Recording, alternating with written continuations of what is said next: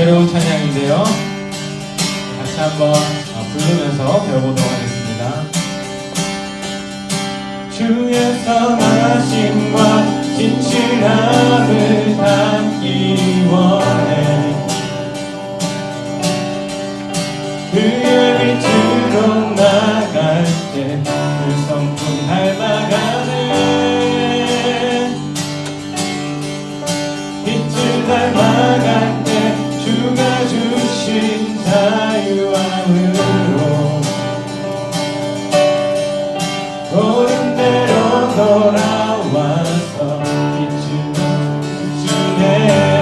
다시 한번 주의 선하심과 주의 선하심과 진실함을 담기 원해.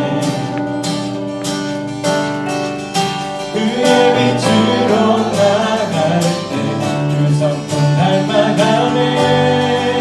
빛을 닮아갈 때, 빛을 닮아갈 때 주가 주신 자유함으로 옳은 대로 돌아와서 빛을 비추네. 빛으로 비추시네. 빛으로 비추시네. 어둠이 드러나고 나를 숨은 허물에서 벗어나게 하시네. 빛으로 일어서네. 어둠이 밝혀지고 빛 대신 우리 주와 그 생명길 가네. 우리 처음부터 다시 한번 찬양합니다. 주의 선한 진실함을 담기 원해. 그의 빛으로 나갈 때, 그의 빛으로 나갈 때 그 성품 닮아가네.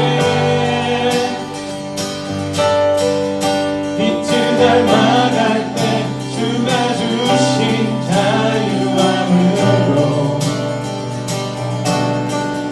옳은 대로 돌아와서 별같이 비추네. 빛으로 비추시네. 어둠이 드러나고 나를 숨은 허물에서 벗어나게 하시네. 빛으로 일어서네. 어둠이 밝혀지고 빛 대신 우리 주와 생명길 가네.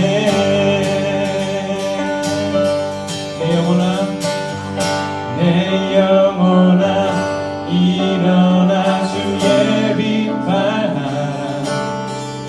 주의 영광이 우리 위에 임하였네.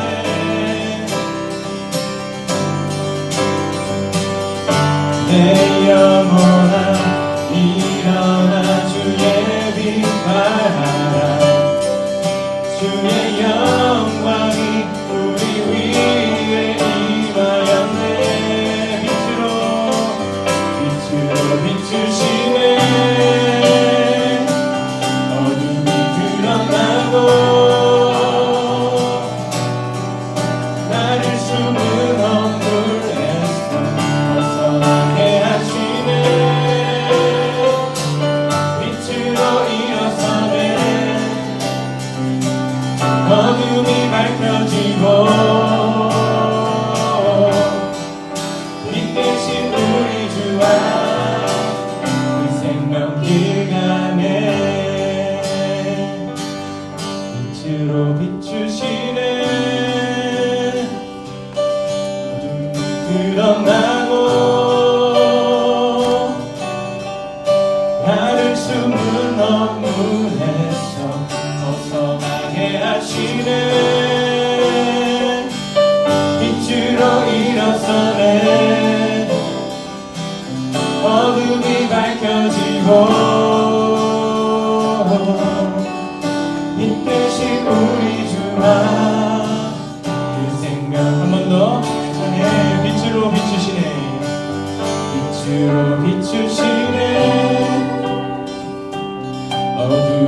드러나고 나를 숨은 허물에서 벗어나게 하시네. 빛으로 일어서네. 어둠이 밝혀지고 빛 대신 우리 주와 그 생명 길 가네.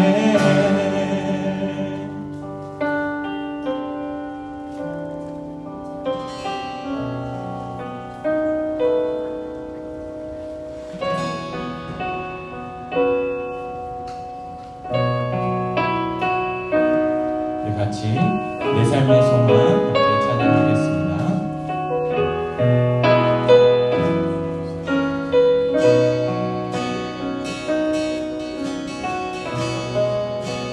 내 삶의 소망, 내 삶의 소망,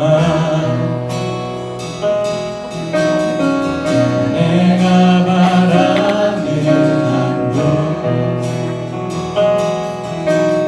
예수 닮기를 내가 원하네. 한없는 사랑, 풍성한 기쁨, 예수 닮기를 내가 원하네. 예수 닮기를, 예수 보기를, 예수만 높이길 내가 원하네. 내 평생 소원 예수 닮기를, 예수만 닮기를 내가 원하네. 온유하시고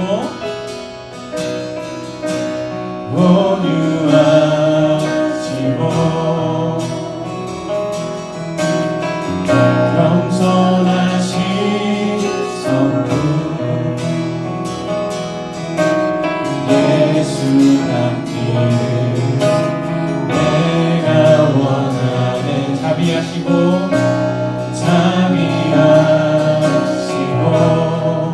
위로자 되신 주, 위로자 되신 주, 예수 닮기를 내가 원하네. 다시 한번 2절로 찬양할까요? 온유하시고 겸손하신 성품, 겸손하신 성품, 예수 닮기를 내가 원하네. 자비하시고 위로자 되신 주, 예수 닮기를 내가 원하네. 예수 닮기를, 예수 보기를, 예수만 높이길 내가 원하네.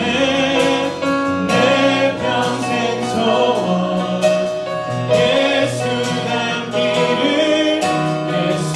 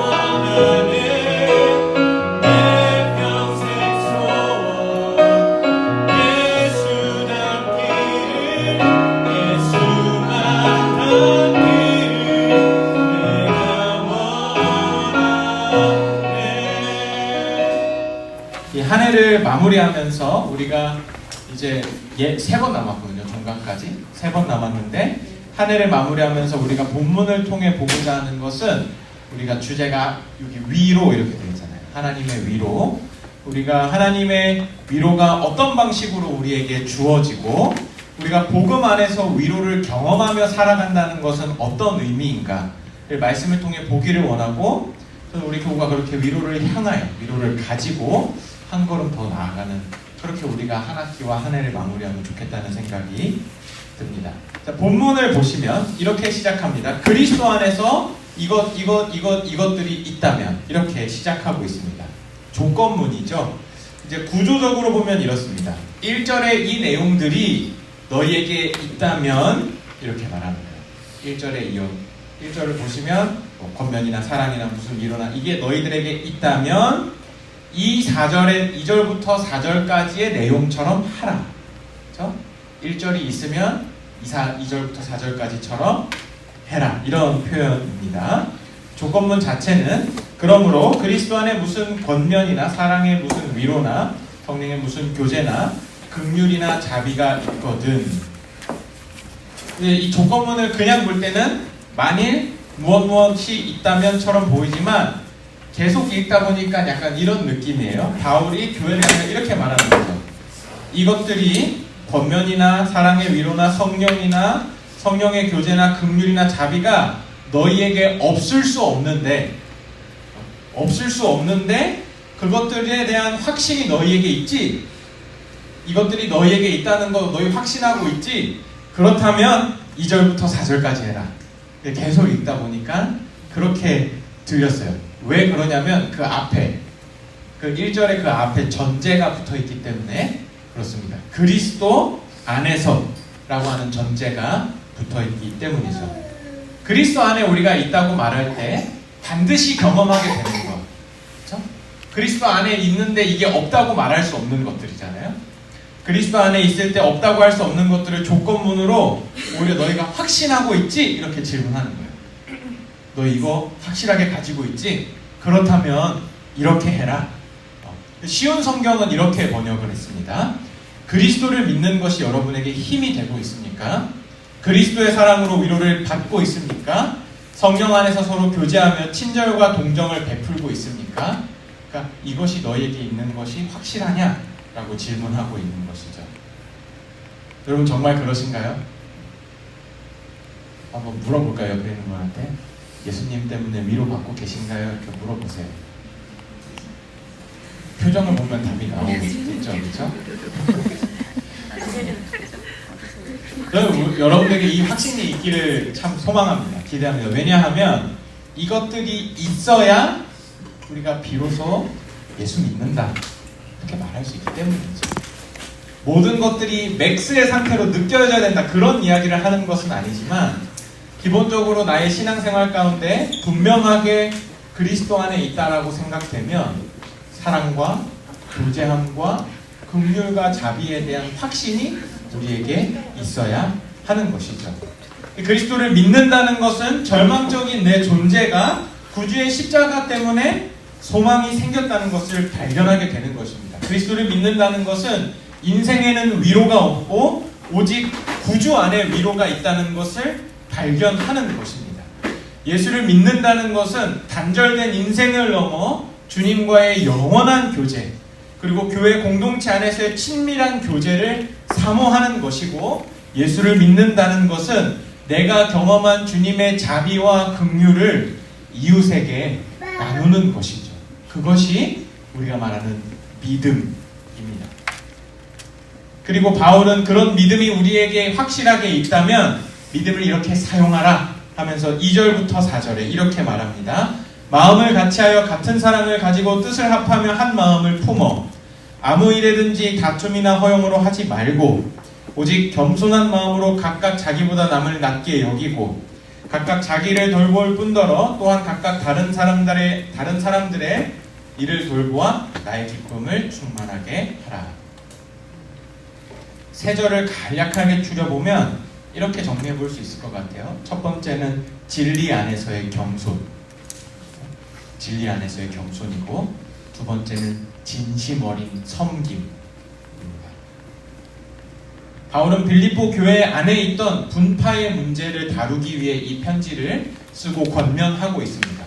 그리고 사실 싸움은 교회 내부만이 아니라 교회 안팎으로 늘 있어 왔어요. 근데 이 교회 안에 그리고 교회 안팎으로 주어진 싸움을 해결하는 방법에 대해서 바울이 이렇게 말하는 겁니다. 진리 안에서 겸손하고 서로를 진실되게 섬겨야 한다. 이렇게 지금 표현하고 있는 것이죠.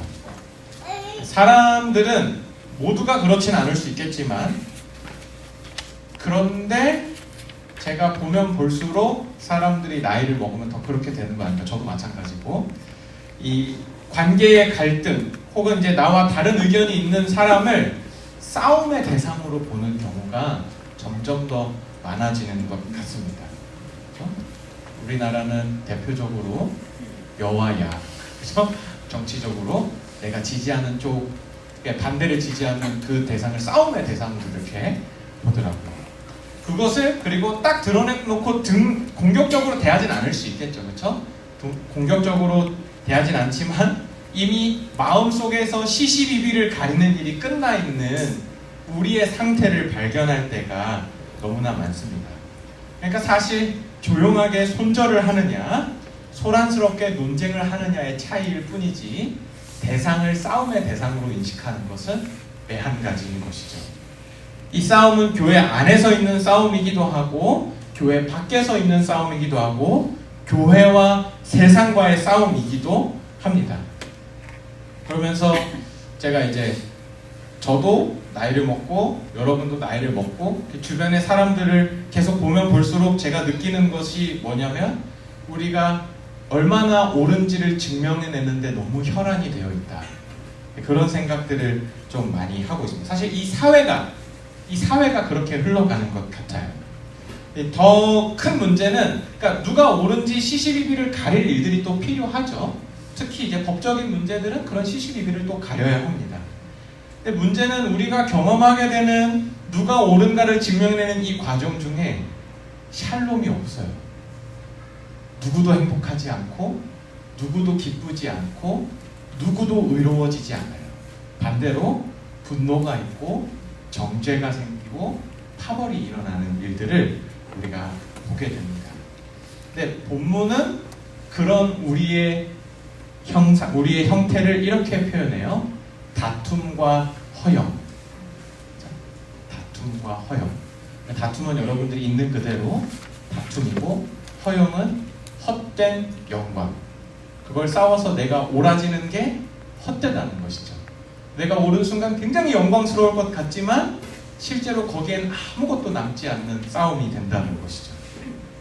오늘 말씀을 통해 주시는 중요한 권면은 내가 상대보다 옳음을 증명하는 것은 성도의 싸우는 방식이 아니라는 거예요. 오히려 겸손한 자세, 섬기는 마음이 성도가 진짜 싸우는 방식이라고 가르쳐주고 있는 것이죠.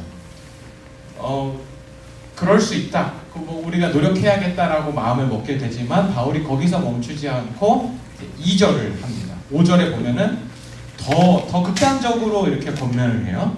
너희 안에 이 마음을 품으라 곧 그리스도 예수의 마음이니. 그냥 단순하게 겸손하고 단순하게 잘 섬기라는 게 아니고 예수님의 마음이 너희에게 있어야 한다. 이렇게 가르치고 있습니다. 예수님의 마음이 뭔가 했을 때 6절부터 11절에 기록하고 있는데 이 2장 5절부터 11절까지는 신학적으로 그리스도 찬가라는 이름으로 이렇게 단락이 이름 지어져 있어요. 예수님의 비하는 이게 신학적인 용어예요. 하나님이신 예수님이 이 땅에 오셨고 고난 당하시고 죽으시고 지옥에 가셨다가 거기까지가 비하. 승기 부활하시고 그죠? 승천하시고 재판장으로 마지막 최후의 재판장으로 오시는 그죠? 그게 승기. 그래서 이 2장 5절부터 11절까지의 그리스도의 비하와 승기가 아주 간략하게 아주 명확하게 담겨져 있는 시 내용입니다. 이 단락의 핵심은 그러지 않아도 되는 예수님께서 굳이 종의 형체를 입고 십자가에서 죽으셨고 그렇게 낮아진 주님을 하나님께서 높이셨다고 기록하고 있습니다. 그런데 주님이 왜 그렇게 낮아지셨는가가 핵심이겠죠. 왜 낮아지셨는가? 뭐 대속이 있겠죠. 죄를 대속하는 것이 있지만 사실 본문의 흐름상에서 볼 때 대속이 초점 같지는 않습니다. 대속이 초점 같지는 않고 조금 다른 부분에 포커싱을 하고 있는데 그것은 죽기까지 하는 섬김과 복종입니다. 주께서 종의 형체를 입고 십자가에 달리시는 것은 우리의 죄를 사하여 주는 것도 분명하지만 오늘 단락에서는 유독 죽기까지 순종했다, 죽기까지 복종했다 강조하여 표현하고 있습니다. 우리를 사랑하고 구원하기를 원하시는 하나님의 마음과 의지를 알고 기꺼이 주님께서 이 땅에 오신 것이죠. 그리고 그 마음, 주님이 그렇게 죽기까지 순종하는 그 마음이 우리에게 필요하다 이렇게 가르쳐주고 있는 것입니다. 이 한 가지 우리가 더 보아야 하는 것은 우리가 방금 2절부터 4절까지 진리 안에서 겸손하고 진실하게 섬기라 라고 한 이 지점과 예수 그리스도에 복종하는 마음을 연결해서 봐야 한다는 거예요. 이제 오늘 성경을 통해서 우리가 보게 되는 진정한 겸손. 겸손이 뭘까요? 아닙니다. 겸손일까요? 저 그렇게 안 좋아요. 그렇게 대단하지 않아요. 이게 겸손일까요? 어느 정도의 겸손의 모습이기는 하죠. 근데 성경이 원하는 겸손은 그런 게 아니라 성경이 원하는 겸손은 죽기까지 하는 것, 죽기까지 복종하는 것. 그래서 진리 안에서 겸손하고 진실하게 섬기라라는 그 메시지를 그리스도의 마음을 가지고 주께서 하나님의 말씀에 죽기까지 복종하셨던 것처럼 진리 안에서 겸손하고 진실하게 서로를 섬기는 일에 죽기까지 복종하는 거죠. 그게 그리스도 예수의 마음을 가진 자로서 세상을 살아가는 방식이라는 거죠. 겸손은 반드시 순종과 복종이라는 열매를 맺어야 합니다.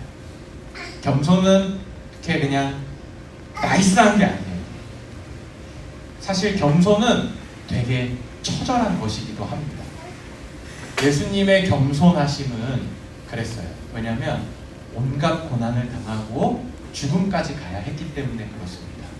우리가 그리스도를 닮아간다고 할 때 우리가 성도로서 가져야 되는 겸손은 그냥 교회 안에서 좋은 사람이 되는 것이 아니라 처절하게 말씀에 순종하는 삶이 우리에게 필요하다. 그것이 교회 안에 필요하다고 지금 바울이 가르쳐 주는 것이죠. 하나님 앞에서 겸손하다는 것, 제가 주님 앞에 작습니다 라는 고백만이 아니라 내가 그렇게 작은 존재임을 발견하면서 순종까지 나아가야 진짜 우리 안에 겸손이 일어나고 있다, 그렇게 말할 수 있는 겁니다. 문제는 뭐냐면 우리의 사회는, 우리의 일상은 더 이상 겸손을 말하는 시대가 아니라는 겁니다. 제가 초등학교를 안 가봐서 잘 모르지만 초등학교에 이렇게 바른 생활 이런 게 있나요? 아직? 없어요? 그럼 뭐 가르쳐줘요? 초등학교에서? 초등학교에서 혹시 겸손 이런 거 배우나요? 그쵸? 우리는 아이들이 더 이상 겸손을 배우지 않는 시대에 살아요. 참 재밌죠? 뭐 양보, 배려 이런 거는 좀 배우겠지만 겸손을 배우지 않는 시대를 우리가 살아가고 있습니다. 여러분, 청소년들이 접하는 수많은 문화들 속에 겸손은 하나도 없어요. 하나도 없어요. 여러분, 대학생 때 저마저도 대학을 나온 지 오래돼가니까 여러분들 그래도 다 아시죠? 얼마 안 됐잖아요, 여러분. 그죠? 여러분, 대학 수업에서 겸손을 배운 적 있으십니까? 우리는 이제 더 이상 직장에서도 겸손을 말하지 않아요. 직장의 여러 관계 속에서 우리는 겸손을 말하지 않고 우리 실적과 수입, 그렇죠? 성적을 말하죠. 그렇기 때문에 그런 세상 속에서 우리가 성도로 싸우는 것이 그런 여러 관계 안에서 겸손하고 섬기는 것이 바보 같은 짓으로 여겨지기 마련입니다. 사실 우리 사회만 그런 게 아니라 본문의 사회도 마찬가지겠죠. 빌립보서가 쓰이는 이 상황도 지금 마찬가지예요. 안에서 이 지금 교회 안에 두 파벌이 있고 서로 지들이 더 맞다고 싸우는 거죠. 그렇죠? 이렇게 말하자면 이렇게 반 나눠가지고 우리가 맞다 이렇게 맞다 둘이 계속 싸우는 거예요. 그러니까 교회 안에 겸손하게 섬기지 못하는 모습들이 있기 때문에 바울이 이렇게 진리 안에서 겸손하고 친실하게 섬기라라고 말하고 있는 것입니다. 우리는 우위를 점하고 더 좋은 위치를 지켜내기 위해 겸손보다는 자기 주장을 택하는 시대에 살고 있습니다. 권세와 권위에 복종하기를 거부하고 감당하기 어려운 섬김과 책임을 최소화하는 시대 속에 살고 있죠. 그런 우리가 이 세상 속에 말씀에 복종하고 겸손하고 막 섬겨주고 다른 사람 섬겨주고 이렇게 할 때 우리가 얼마나 우습겠어요. 그렇죠? 그냥 되게 극단적이고 표면적인 예를 들어서 여러분들이 학교에 이렇게 아이들 엄마들과 같이 이렇게 식당에 갔는데 아무도 이렇게 안 하는데 여러분들이 갑자기 일어나서 막 수저 세팅해주고 막 이러고 있는 거예요. 근데 늘 그렇게 해요. 그러면 우리 세상에서 뭐라 그래요? 호구라 그러잖아요.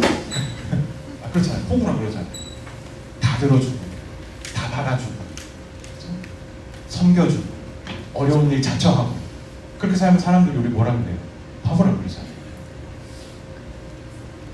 근데 제가 드리고 싶은 질문은 정말 그렇습니까?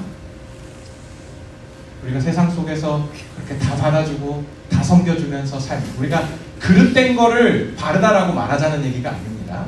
그렇죠? 잘못된 건 잘못되다고 말해야 하는 것이고 우리가 우리의 삶 속에서 사람들 섬기고 겸손하게 살아갈 때 우리가 진짜 바보가 되는 거예요. 그렇지 않습니다, 여러분. 절대 그렇지 않습니다. 우리는 그 싸움에서 위로를 경험하게 될 뿐만이 아니라 분명하게 내다보는 지점이 있다고 오늘 본문이 가르쳐주고 있어요. 1장 30절을 한번 보시면 너희에게도 그와 같은 싸움이 있으니 너희가 내 안에서 본 바요 이제도 내 안에서 듣는 바니라. 먼저는 너에게 싸움이 있다고 말합니다. 28절과 29절을 함께 보면 무슨 일이든지 너희를 방해하는 대적이 있다고 말해요. 그러면서 그 고난 가운데서 주님만을 붙들어야 하는 싸움이 너희에게 있다. 이렇게 말합니다. 너희에게 그 싸움이 있으니 하고 그러므로 하면서 오늘 2장의 본문이 시작되는 거거든요. 싸우는 방식이 무엇입니까? 죽기까지 복종하는 방식으로 말씀 안에서 겸손하며 진심으로 하나님과 이웃을 섬기는 것이 우리가 싸우는 방식이라고 가르치고 있는 것이죠. 그런데 이 싸움에서 여러분과 제가 성도답게 싸워보려고 할 때 우리에게 남는 것이 무엇이냐는 거죠. 우리가 어떻게 당당하게 우리는 바보가 되는 게 아닙니다라고 말할 수 있을까? 우리가 어떻게 이 싸움 속에서 계속 져야만 하는 것 같은 이 싸움 속에서 위로를 얻을 수 있을까? 그런 고민을 좀 해보면 좋겠는 것이죠. 제가 이제 주제를 위로라고 이렇게 내걸면서 위로는 공감을 넘어서서 한 걸음 더 나아가는 데 있다고 제가 거의 굉장히 많이 얘기한 것 같은데요. 우리의 위로가 그럼 과연 무엇인가라고 할 때 11절에 이렇게 되어 있습니다. 모든 입으로 예수 그리스도를 주라 시인하여 하나님 아버지께 영광을 돌리게 하셨습니다. 아버지께 영광을 돌리고 아버지의 영광에 참여하는 것이 우리 인생의 진짜 위로다. 이렇게 가르쳐주고 있는 것입니다. 예수의 이름이 모든 이름보다 높아지고 우리의 겸손과 복종을 통해 모든 입들이 그리스도를 주라고 시인하게 되고 그렇게 하나님께 영광이 돌려지게 될 때 우리는 거기에서 위로를 얻는 것입니다. 우리의 위로는 진정한 영광이 여기에서 우위를 정하는 데 있는 것이 아니라 주님께 영광을 돌리는 데 있다는 것을 발견하는 것이죠. 우리의 위로는 내가 무엇인가를 얻는 곳에 있는 것이 아니라 예수 그리스도께서 나의 구주시라는 소망에 있는 겁니다. 우리의 위로는 내가 편한 대로 사는 것에 있는 것이 아니라 주님의 마음을 가지고 닮아가는 삶 속에서 경험하는 동행, 거기에 우리의 위로가 있는 것이죠. 주 안에서 사랑하는 여러분, 신앙의 싸움 속에서 여러분들 어떻게 싸우고 계신가요? 여러분 무엇을 내다보며 싸우고 계십니까? 오늘 본문을 통해 우리가 하나의 방향을 잘 바라보고 함께 걸어가는 그런 교구 공동체가 되기를 소망합니다. 무엇보다 우리 안에서 먼저 말씀에 복종하고 서로 겸손하게 섬길 수 있는 공동체, 그렇게 여러분이 이 안에서 위로를 경험하고 세상과의 싸움 속에서 성도만의 독특한 방식으로 싸움을 싸워내면서 하나님의 능력, 하나님의 위로 경험하게 되는 우리 교구 가족들이 되시기를 주님의 이름으로 소망하고 축복합니다. 이제는 구주 예수 그리스도의 은혜와 하나님의 사랑과 성령의 교통하심이 죽기까지 순종하는 겸손한 삶 살기를 고백하는 모든 교구 가족들 한 사람 한 사람 위에 영원토록 함께 있을지어다. 아멘.